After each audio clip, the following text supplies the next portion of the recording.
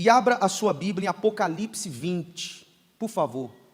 Apocalipse, último livro da Bíblia, capítulo 20. Não é difícil de achar, né? Último livro. Tá calor aí para vocês, pessoal? Tá bom? Tá calor? Tô vendo gente se abanando. Tá não, né? Ih, ó, tá calor ali, hein? Pede ali, ó, para dar uma melhoradinha lá, por favor. Graças a Deus. Acharam aí? Apocalipse 20. Você sabe que quando João escreveu o livro do Apocalipse, ele estava exilado lá na ilha de Patmos. Ele estava separado de tudo e de todos. Ele só não estava separado de Deus. Deus deu a ele poderosas revelações quando ele estava separado de tudo e de todos. E eu sempre costumo dizer que há uma bênção especial para quem se interessa pelo assunto do Apocalipse, né? Isso é uma coisa que não é que a gente diz, está escrito já no começo do livro, que bem-aventurado é aquele que ouve as palavras desta profecia. Bem-aventurado quer dizer muito, muito feliz. E o diabo odeia isso, odeia esse livro. Sabe por quê? Porque é o livro onde está registrado a derrota dele. É em Apocalipse. É no Apocalipse que está registrado ali o fim de Satanás.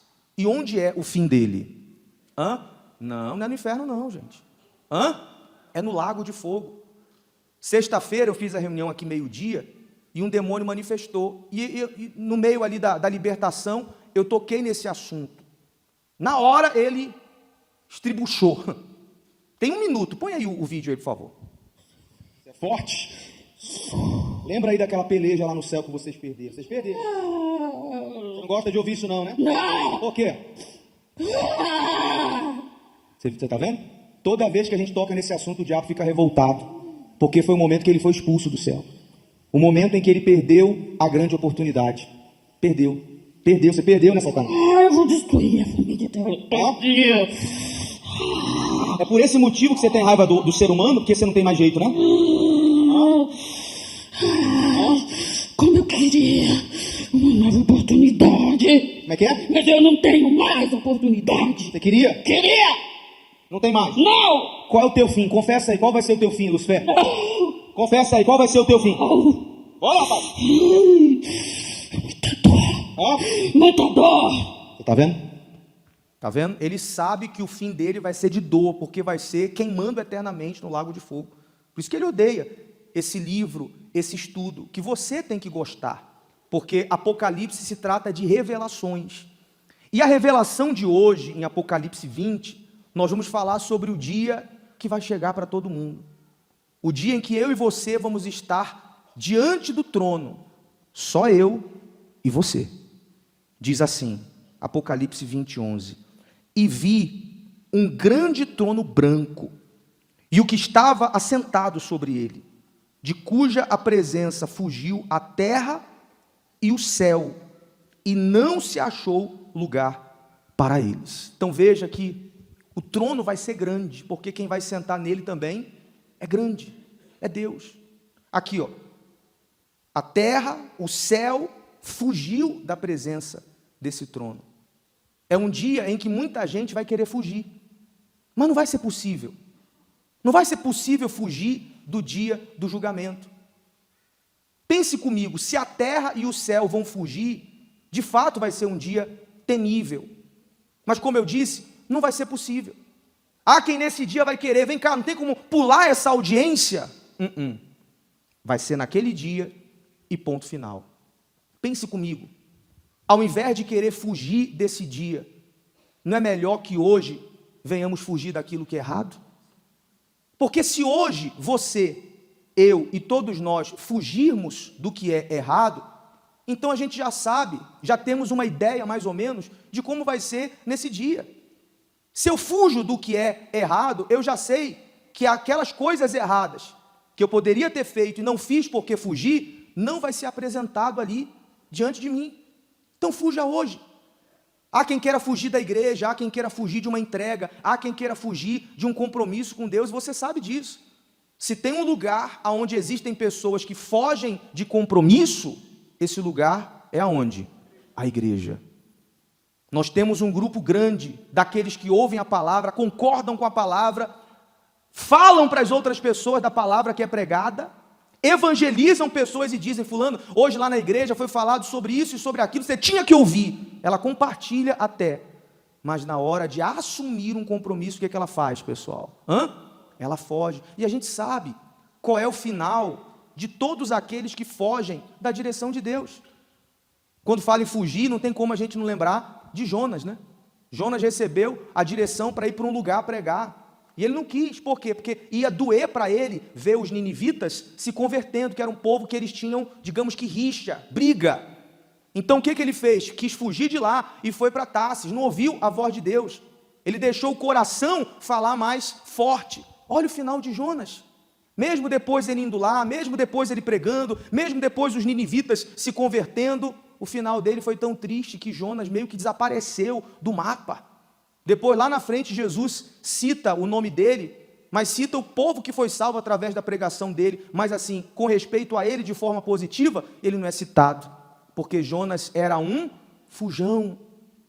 Então não queira apenas estar na igreja, não queira apenas estar aqui, mas queira aceitar a direção que vem dele, porque escute o que eu estou lhe falando, muita gente que vem na igreja e hoje foge de uma entrega, um dia vai querer fugir desse tribunal, mas aí não vai ser possível.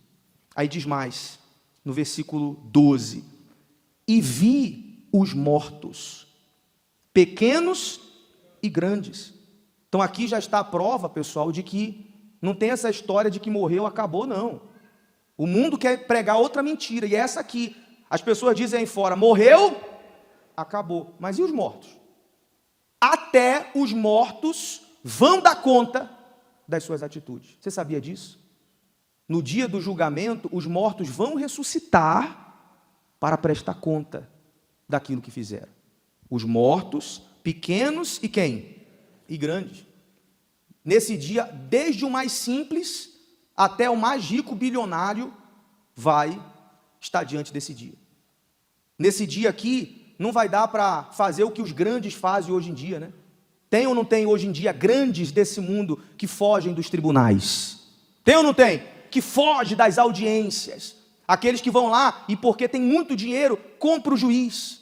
E na hora do veredito ele está ali tranquilo, porque mesmo sabendo de todas as maldades que fez, o juiz já está comprado. O advogado já está comprado, a testemunha já foi comprada, né? Ô fulano, eu vou te pagar, e na hora lá do tribunal, você fala para o juiz que você viu isso, mesmo que você não tenha visto. Tem ou não tem, gente? Nesse dia, os grandes não terão privilégio. Os grandes não terão cadeiras cativas. Aquilo que olhos não viram, que câmeras não registraram, os olhos de quem registrou? Os olhos de Deus. Então está aqui, os mortos vão ressuscitar para dar conta dos seus erros, pequenos e grandes, que estavam diante de Deus, e abriram-se os livros, e abriu-se outro livro, que é o da vida. Então veja bem, pessoal, teremos os livros e o livro. O livro da vida. Aquele que você tem que querer 24 horas pensar nisso, em ter o seu nome escrito ali. Amém, gente? Livro da vida. E os livros, que são os livros das nossas obras. Como eu disse, tudo vai estar registrado. Você vê, se hoje nessa terra tudo já está registrado, imagina lá. A gente pensa que não, mas há órgãos hoje em dia que registram tudo. Eu estava me lembrei agora falando sobre isso. Assim que eu cheguei aqui de volta, eu tive que renovar a minha, foi a identidade? Foi a identidade, né? Aqui do lado, como é que chama aqui do lado? Na hora. Aí eu cheguei lá, um sábado à tarde, foi agendado, e quando eu peguei lá, fui falar com o rapaz, aí ele me deu lá o papel, puxou a certidão, né, de casamento, e eu fiquei olhando, né, coisas que eu não lembrava mais, o cartório que eu casei, o nome do juiz de paz, as datas, tudo ali. Falei, meu Deus, olha quanto tempo está tudo registrado aqui. Se o homem registra certas coisas, imagine Deus. Minha mãe me mandou esses dias, um ano atrás mais ou menos, um caderno meu, que quando eu tinha 6 anos de idade. Falei, que é isso, mãe, que é isso aqui? Mandou uma foto de um caderno, e no caderno estava escrito, acho que 1000 vezes, devo ficar sentado, devo ficar sentado, devo ficar sentado. Que ela falou que foi a professora que me deu o castigo, e eu lembrei, que na escola eu não ficava sentado, ficava andando de um lado para o outro. Eu não lembrava disso. Minha mãe lembrou e mandou o caderno que ela guardou, não sei por que ela guardou isso, mas está registrado. Se a minha mãe registrou e guardou o caderno, no cartório, informações que eu não lembrava, imagine nos livros. Isso tem que nos trazer temor e tremor. O que eu fiz há 30 anos atrás, está escrito nos livros. O que você fez há 40 anos atrás, está escrito lá nos livros. Aí seguindo, né? Ele diz assim, vamos ler de novo 12. E vi os mortos, pequenos e grandes, que estavam diante de Deus, e abriram-se os livros. E abriu-se o outro livro, que é o da vida. E os mortos foram julgados pelas coisas que estavam escritas nos livros, segundo as suas obras. Então, o julgamento, para com respeito aos mortos e aqueles que erraram, será de acordo com as suas obras. São as obras. Você fez isso, você fez aquilo e ponto final. Já para o salvo, a salvação, o que vai contar não são as obras. Eu queria que você entendesse isso com muita espiritualidade. A salvação, a Bíblia diz que ela não vem pelas obras, ela vem pela misericórdia. Por misericórdia, nós, através da nossa entrega, alcançamos a salvação. Inclusive, há quem distorceu isso hoje em dia aí fora. A salvação é pela graça, é pela misericórdia. Sim, só que quem alcançou a salvação pela entrega, pela graça, pela misericórdia, porque se entregou, naturalmente vai ter boas obras. Ou eu vou me entregar, eu vou alcançar a salvação e as minhas obras vão ser péssimas. As minhas obras vão ser sujas. Jamais. Se eu me entreguei e aceitei o Senhor Jesus, me entreguei de fato e de verdade, eu alcanço a salvação pela misericórdia. E naturalmente, dali para frente, eu vou manifestar as minhas boas obras. Agora, já as más obras, elas vão servir para condenar as pessoas. É muito sério essa questão da pessoa saber o que é certo e não praticar. A pessoa que sabe o que tem que fazer e não faz. Jesus falou em várias ocasiões sobre isso. Deixou bem claro que o comportamento daquele que prega a palavra leva à salvação e há quem não queira ouvir. O que a gente tem que fazer? Fizemos a nossa parte. Aqui em Mateus, tem aí Mateus 10, 12 ao 15, Jesus ensinando sobre a evangelização. Ele diz assim, e quando entrares em alguma casa, saudai-a, e se a casa for digna, desça sobre ela a vossa paz, mas se não for digna, torne para vós a vossa paz.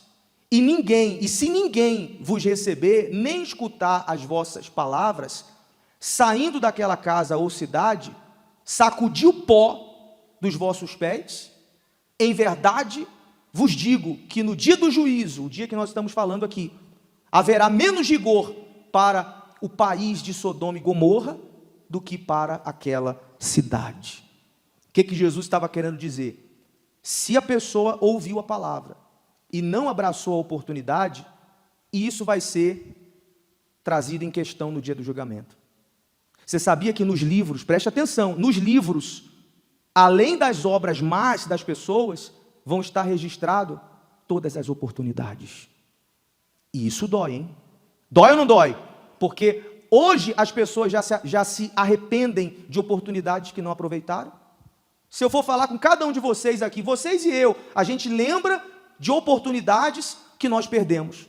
Seja honesto aqui, quem um dia já perdeu uma oportunidade? Levanta suas mãos. Quando você lembra disso, você se sente bem ou mal? Mal, peraí. Perdi, puxa vida, se eu tivesse feito aquilo, se eu não tivesse falado aquilo, se eu não tivesse feito aquela viagem, se eu tivesse feito diferente, dói. Imagine, no dia do julgamento, as oportunidades do sujeito ali serem jogadas, me desculpe falar assim, na cara da pessoa. Ô Maria, está aqui, ó. Você assistiu aquele programa, eu te chamei para ir para a igreja para se entregar, você não foi. Aqui, ô fulano, naquele dia bateram na tua porta e era um evangelista da igreja, era um pastor, queria pregar a palavra para você e você bateu a porta na cara dele. Sim ou não, gente? Eu estava me lembrando, você vê que até na hora da morte, as pessoas, elas rejeitam oportunidades, isso é muito triste. Tem gente que rejeita oportunidade no hospital, pessoal. Já teve casos de familiares chegar para pastores e falar assim, vai lá no hospital pregar para o meu marido, que ele está morrendo, está entre a vida e a morte, para o fulano, vamos lá. E o pastor vai lá, o obreiro vai lá na hora, a pessoa está lá toda morrendo, abre um olho só, fala, não quero. Você acredita nisso, pessoal? Eu lembrei, lá em São Paulo, há uns 2 anos atrás, do lado da igreja, o carro atropelou a mulher.